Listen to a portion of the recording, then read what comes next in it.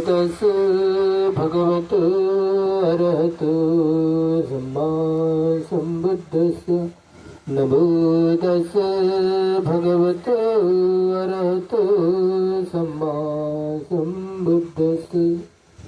जगाला शांतीचा संदेश देणारे महाकारुणिक तथागत सम्यक संबुद्ध, त्याचप्रकारे भारतीय राज्यघटनेचे शिल्पकार परमपूज्य डॉक्टर आंबेडकर यांच्या विचारांना तीनदा पंचांप्रणाम. त्याचप्रकारे मंचावर उपस्थित असणारा भिक्षू संघ यांना सुद्धा माझा तिवार पंचांप्रणाम. त्याचप्रमाणे श्रद्धासंपन्न उपासक उपासिका बालबालिका यांना सुद्धा माझी मंगलमैत्री. ऐकण्यास असा सद्धम्म आणि त्या सद्धम्म आरूढ असणारे सर्व श्रद्धान उपासक उपासिका,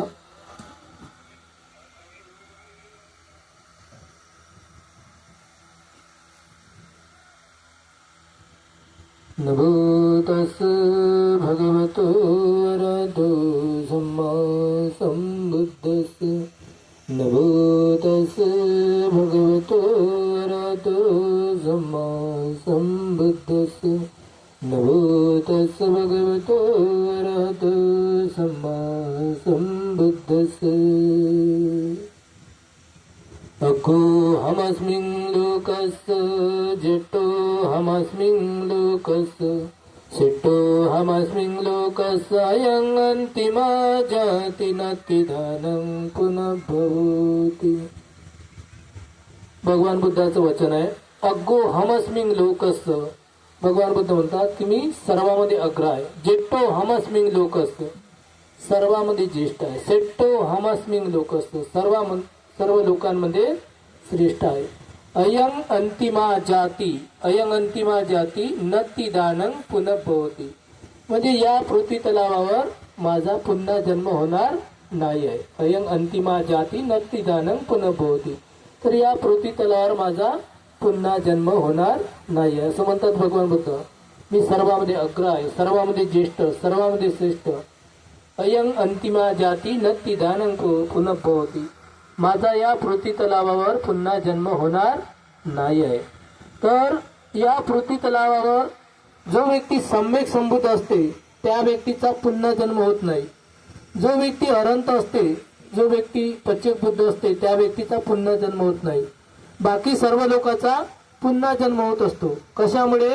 की तृष्णेमुळे, आसक्तीमुळे पुन्हा पुन्हा आपला जन्म होत असतो, नाही का? मग त्यांनी सांगलं ना, 4 आर्य सत्य, नाही का? आसक्तीमुळे आपला काय होत असते? पुन्हा पुन्हा जन्म होत असते. आसक्तीमुळे पुन्हा पुन्हा आपला जन्म होत असते. तर जो व्यक्ती अनंत झालाय, जो व्यक्ती सम्यक संबुद्ध झालाय, जो व्यक्ती प्रत्येक बुद्ध झालाय त्या व्यक्तीचा पुन्हा जन्म होत नाही. त्या व्यक्तीचा एकदाच जन्म होत असतो. तर आज तुम्ही सर्वजण इथं आलात. छोटासा कार्यक्रम का असो ना, सर्वजणांनी एकत्र होऊन सर्वांच्या दानाच्या ह्याच्यातून ज्यांनी दृश्य अदृश्य, कोणी डायरेक्ट दान दिलं, कोणी इनडायरेक्ट दान दिलं, तर त्या सर्वांप्रती मंगलमैत्री. त्या सर्वांच्या प्रती ज्यांनी या भिक्षू निवासासाठी ज्यांनी दान दिलं आपल्या श्रद्धायुक्त चित्तानं, त्यांच्यासाठी माझ्या मनातून मंगलमैत्री. त्यांना आयु वर्ण सुख बल प्राप्त हो. आणि आपल्या जीवनामध्ये दान पुण्यकर्म नेहमी आपण केलं पाहिजे. दान करण्यासाठी आपण कधी कंजूसी नाही केली पाहिजे. कारण की भगवान बुद्धाच्या कालखंडामध्ये राजे महाराजे लोक जे होते ते दानादी पुण्यकर्म करत होते. तर आपण श्रद्धेनं जे काही आपल्या श्रद्धायुक्त चित्तानं दान देता येईल ते आपण देण्याची भावना आपल्या मनामध्ये असली पाहिजे. दान देण्याची चेतना आपल्या मनामध्ये उत्पन्न केली पाहिजे. घेण्याची चेतना तर सगळ्याच्याच मनात असते, पण देण्याची चेतना आपल्या मनामध्ये उत्पन्न केली पाहिजे. दान आपण दिलं पाहिजे, पण दानही देताना कसं दिलं पाहिजे? दानं ददंतु श्रद्धाय शीलं रक्षन्तु सर्वदा भावनाभीरता होन्तु गच्छन्तु देवता गता. दान हे श्रद्धायुक्त चित्तानं दिलं पाहिजे. नाहीतर अनेक लोक दान देतात, पण दान देताना श्रद्धा असली पाहिजे. दानं ददंतु श्रद्धाय, दान हे श्रद्धायुक्त चित्तानं दिलं पाहिजे. कुठली वस्तू दान द्या, कुठलंही आपल्या इच्छेनं जे दान द्यायचं आहे ते देऊ शकता, पण श्रद्धायुक्त चित्तानं दिलेले दान ते फलदायी ठरत असते. तर आपण कुठली गोष्ट करत असताना श्रद्धायुक्त चित्तानं केली पाहिजे. तन मन धनानं श्रद्धायुक्त चित्तानं केलेलं दान हे फलदायी ठरत असते. आणि दान देत असताना सुद्धा आपण उच्चतम क्वालिटीचं दान दिलं पाहिजे, चांगल्या प्रकारचं दान दिलं पाहिजे, म्हणजे जेणेकरून ते वापरलं तर तुमचं पुण्यकर्म वाढेल. त्यासाठी उत्तम प्रकारचं दान दिलं पाहिजे. जरुरी नाही की खूप सारं दिलं पाहिजे, थोडंसं जरी दिलं आपण तरी पुण्यकर्म होत असते. पण ते श्रद्धायुक्त चित्ताने दान देत असताना श्रद्धा असली पाहिजे. तो कोण्या धर्माचा व्यक्ती आहे, कोण्या पंथाचा आहे ते मायने नाही, कोणी व्यक्ती दान देऊ शकते नाही का, पण ते श्रद्धायुक्त चित्तानं आपण दान दिलं पाहिजे. दान देताना आपल्या मनामध्ये बुद्धाप्रती, धम्माप्रती, संघाप्रती अटूट अशी श्रद्धा असली पाहिजे. भगवान बुद्ध म्हणतात श्रद्धेनं गड सुद्धा जिंकल्या जात असते, म्हणून श्रद्धा ही महत्वाची आहे. आपल्या मनामध्ये बुद्धाप्रती, धम्माप्रती, संघाप्रती श्रद्धा असली पाहिजे नाही का. बुद्धाप्रती, धम्माप्रती, संघाप्रती श्रद्धा असणं खूप महत्वाचं आहे.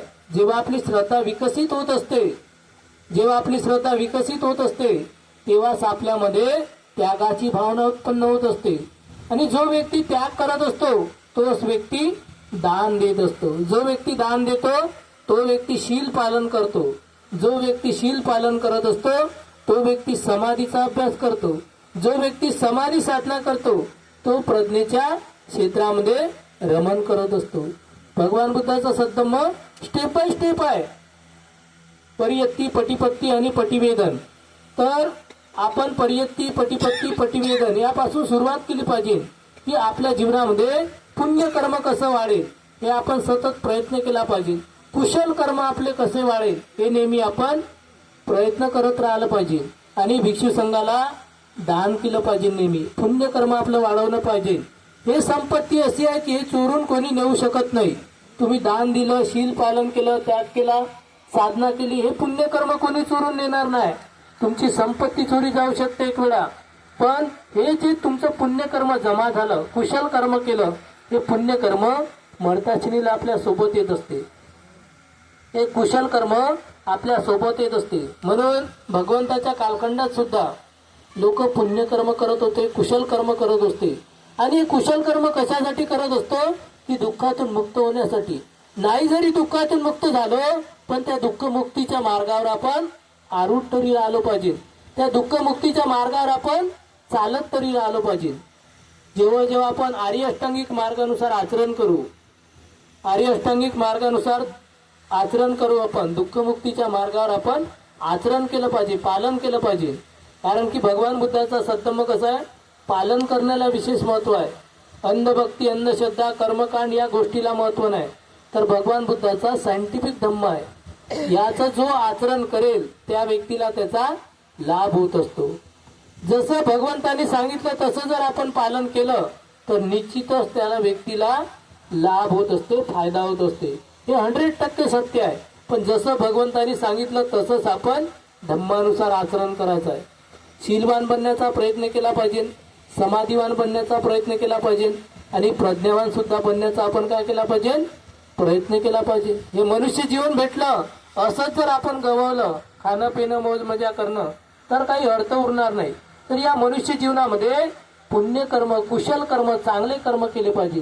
जे केल्याने आपलाही लाभ आहे आणि इतरांचाही लाभ आहे असे पुण्यकर्म आपल्या जीवनामध्ये संपादित केले पाहिजे. या भिक्षू निवासासाठी इच्छाच लोकांनी दान नाही दिला तर दार्जिलिंग पासून, मुंबई पासून, पुणे पासून उपासक उपासिकांनी दान दिलं आहे भिक्षू निवासासाठी. इथल्याच उपासकांनी दान नाही दिलं आहे. नागपूर असो, नागपूरचे उपासक असो, वरोरा, भद्रावती, हिंगणघाट, दार्जिलिंग, पुणे, मुंबई, खूप साऱ्या उपासकांचं यामध्ये दान आहे. आणि सर्वांच्या दानामधून एवढी मोठी वास्तू निर्माण झालेली आहे. एवढी मोठी वास्तू सर्वांच्या दानामधून निर्माण झालेली आहे आणि सर्वांच्या सहकार्यामुळे एवढी मोठी वास्तू निर्माण झालेली आहे. तर कुठंतरी असं वाटते की भिक्षूचा स्वतःचा भिक्षू निवास असला पाहिजे. कारण की स्वतःचा भिक्षू निवास असला तर कोणी भिक्षू आले राहू शकतात, नाही का? तर आपणही इथे कार्यक्रम लावून पुण्यकर्म वाढवू शकतो, संघाला बोलवू शकतो, संघदान करू शकतो, नाही का? तर या उद्देशाने ज्या ज्या लोकांनी या वास्तूसाठी दान दिलं त्यांच्याप्रती असीम अशी कृतज्ञता भाव, त्यांच्याप्रती खूप खूप मंगलमैत्री. आणि ज्यांनी ज्यांनी दान दिलं, ज्यांनी ज्यांनी पुण्यकर्म केलं त्यांचा एक एक रुपया इथे सदुपयोगी लावलेला आहे. कारण की लोकांचे जे पैसे आहे, आम्ही लोकांचे जे पैसे आहे त्यांनी घामातून कमवलेले, अशा लोकांनी इथं दान दिलं की जे लोक हात ठेला घेऊन कामाला जातात तशा लोकांनी सुद्धा या वास्तूसाठी दरवाजे म्हणा दान दिलेले आहे. अशा गरीब लोकांनी सुद्धा या वास्तूसाठी दान दिलेलं आहे. तर त्यांच्याप्रती असीम असं कृतज्ञतेची भावना, त्यांच्याप्रती असीम अशी मंगलमैत्री. तर त्यांचंही पुण्यकर्म वाढलं की आपलं पुण्यकर्म वाढवण्यासाठी एखाद्याला भिक्षुनिवास बांधण्यासाठी दान देणं हे खूप पुण्याचं काम आहे. कारण की एखाद्याला कुटी बनवण्यासाठी जर तुम्ही दान केलं तर खूप मोठं पुण्याचं काम आहे. तर आपल्या जीवनामध्ये आपण पुण्यकर्म केलं पाहिजे, चांगलं कर्म केलं पाहिजे आणि हे कुशल कर्मच आपल्या कामी येत असते. हे पुण्यकर्मच आपल्या काय कामी येत असते. म्हणून आपण दान देण्याची चेतना आपल्या मनामध्ये उत्पन्न केली पाहिजे. दान देण्याची चेतना आपल्या मनामध्ये उत्पन्न केली पाहिजे. हे जे मीटर दान देणारा छोटूबाई म्हणून एक मुस्लिम उपासक आहे, त्या उपासकांनी मीटर दान दिलेलं आहे. तर दान देण्याची आपल्या मनामध्ये चेतना उत्पन्न आपण नेहमी करत राहिलं पाहिजे. कुशल कर्म करण्याची चेतना सदैव आपण जागृत केली पाहिजे आणि आपली श्रद्धा बुद्धाप्रती, धम्माप्रती, संघाप्रती अटूट ठेवली पाहिजे. आणि आपली श्रद्धा कधी आपण कमी नाही केली पाहिजे, उलट आपली श्रद्धा बुद्ध धम्म संघाप्रती वाढत राहिली पाहिजे. कारण की बुद्ध धम्म संघाप्रती आपली श्रद्धा असीम अशी वाढत राहिली पाहिजे. जशी जशी आपली श्रद्धा वाढेल तसं तसं आपल्यामध्ये दान देण्याची भावना उत्पन्न होणार आहे, नाही का?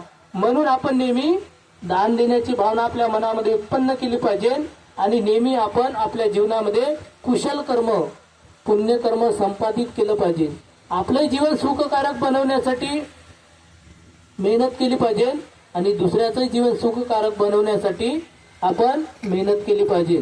तर या दान पुण्यकर्म